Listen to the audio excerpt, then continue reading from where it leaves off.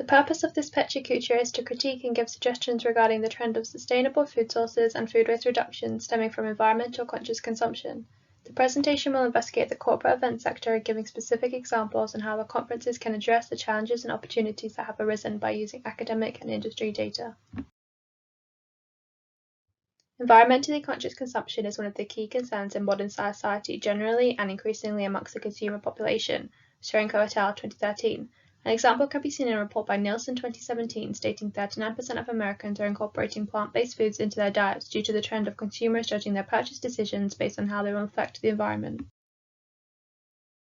Swapomatic.com suggests that the definition is also concerned with the effects of social media and advertising on customers, suggesting they can be influenced by this. A demonstration is that social media has played a role in highlighting issues through the endorsement of celebrities who talk about their political standings via their platforms. The tangible aspects of this can be seen via events such as climate protests involving celebrities. Assessing Paplador et al.'s 2014 view of presumption being an activity undertaken by consumers to produce products to be reconsumed, it's suggestible that we could evaluate this trend from the viewpoint of them following idols and adopting a conscious mind state, encouraging them to consume a sustainable lifestyle, demanding industries produce new products for them. Viewing Newman's 2013 observation of consumers expecting companies to respond to environmental issues and Nielsen's research that 66% of conscious consumers believe companies should support sustainability, conferences have the opportunity of a future shift towards sustainable food sources. These consumers can be captured by offering a wider selection of plant-based meals, which will be a key tool for adding industry value. A case study of this point is the Copenhagen Business School's report observing the effect of reducing their environmental footprint by 44% just by switching to a vegetarian menu at their conferences. This tells the industry that ethical awareness can have a contagion effect on environmental impacts. The challenge for conferences is that business as usual is not acceptable. Kucha 2019.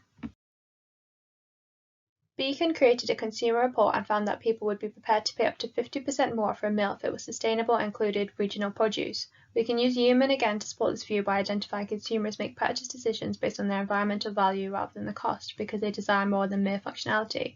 This supports the suggestion of conferences immersing themselves in the sourcing of sustainable food. Kucha stated that we are faced with the challenge of living in an age where food systems are built for previous eras based on non-renewables, and the conference sector needs to be seen actively responding to this issue. From this point, I present the view that we should twist Beacon's research findings and begin to charge delegates more for non-plant-based products. To support this claim, I present the concept of plastic bag consumption in the UK. Sorenko et al. 2013 discussed retailers were being faced with environmental taxes, and instead of absorbing them as an environmental business cost, they began passing them on to consumers in the form of charging them for plastic bags with the claim it was to encourage sustainability.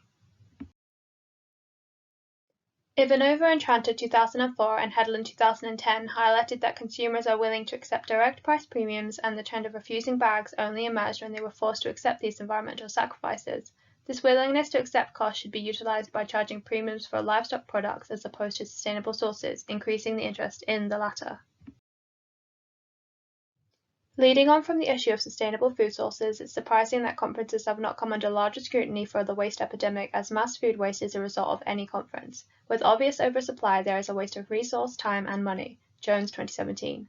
Evaluating this could pose the suggestion that an eradication opportunity is taking the delegates to the food rather than the other way around.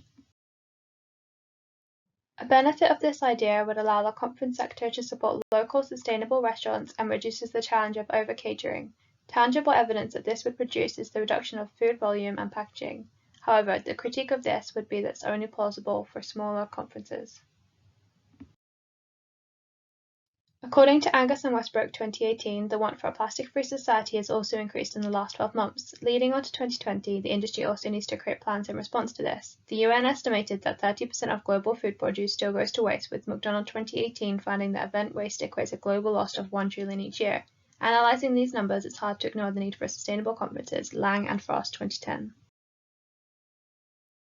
Looking back to Cooper and his view that we need to offset, mitigate, and adapt, we can take inspiration from Jones in creating food salvage or redistribution process plans and not uncovering unused food in order to donate the remainder, as well as the consideration of reusable packaging, for example glass instead of plastic.